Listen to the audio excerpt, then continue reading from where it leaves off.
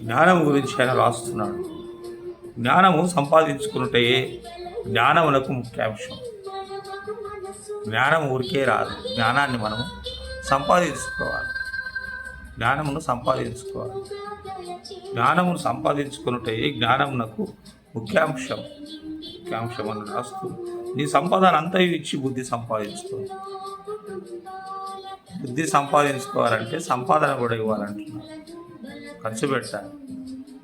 సంపాదన అంతా ఇచ్చి కూడా బుద్ధి సంపాదించుకొనుము. నా కుమారుడా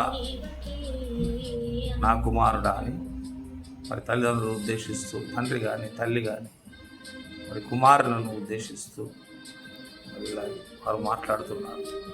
సొలొమోను సామెతల్లో మరి ఆయన ఒక అనుభవాన్ని తెలియజేస్తున్నాడు.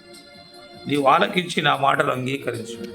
ఆలకించి నా మాటలను నువ్వు చెవిబట్టిన ఎడల వాటిని అంగీకరించిన, నా మాటలను చెవిన పెట్టి వాటిని అంగీకరించిన నీవు దీర్ఘాయుష్మంతుడు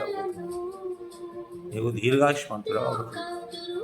నీవు ఆయుష్ పెరుగుతుంది, నీకు ఆరోగ్యం ఉంటుంది. జ్ఞాన మార్గమును నేను నీకు బోధించి ఉన్నాను. జ్ఞానము ఎట్టిదో నీకు నేను బోధించి ఉన్నాను. యథార్థ మార్గంలో నిన్ను నడిపించి ఉన్నాను. తల్లిదండ్రులైన వారు పిల్లలకు జ్ఞానాన్ని ఉపదేశిస్తారు. యథార్థ మార్గములలో నిన్ను నడిపించి ఉన్నాను. నువ్వు ఎలా యథార్థంగా జీవించాలి, నువ్వు జ్ఞానం ఎలా సంపాదించుకోవాలి అని తల్లిదండ్రులైన వారు మా బిడ్డలకు బోధిస్తుంటారు, ఉపదేశిస్తుంటారు. వాటిలో నడవాలని వారు ఆశిస్తుంటారు. నీవు నడుచున్నప్పుడు నీ అడుగు ఇరుకున పడదు. నీవు నడుచున్నప్పుడు నీ అడుగు ఇరుకున పడదు. నీవు నడిచినప్పుడు నీవు అడుగు అనేది ఇరుకున పడదు.